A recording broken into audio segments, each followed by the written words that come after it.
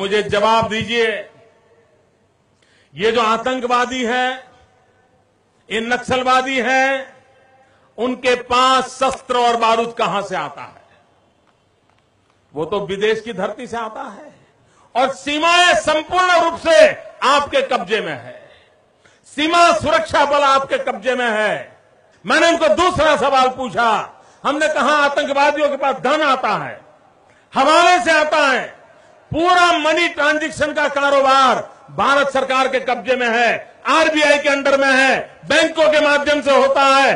क्या प्रधानमंत्री आप इतनी निगरानी नहीं रख सकते कि ये जो धन विदेश से आकर के आतंकवादियों के पास जाता है आपके हाथ में है, आप उसको क्यों नहीं रोकते हैं?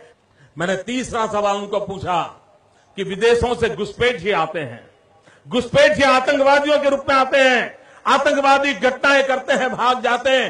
प्रधानमंत्री जी आप मुझे बताइए, सीमाएं आपके हाथ में है, कोस्टल सिक्योरिटी आपके हाथ में है, बीएसएफ सेना सब आपके हाथ में है, नेवी आपके हाथ में है, ये विदेश से घुसपैठ के कैसे घुट जाते हैं? मैंने चौथा सवाल पूछा, सारा कम्युनिकेशन भारत सरकार के अंडर में है। कोई भी अगर टेलीफोन पे बात करता है, ईमेल भेजता है, कोई भी कम्युनिकेशन करता है, भारत सरकार उसको इंटरप्ट कर सकती है।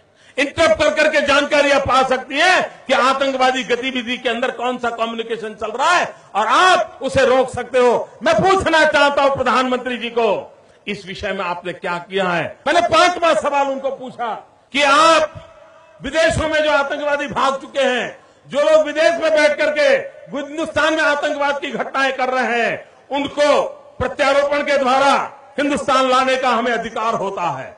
आपकी विदेश नीति में वो क्या ताकत है? एक बार इन पांचों चीजों पर कुछ करके दिखाइए, आतंकवाद जड़ मूल से उखड़ जाएगा।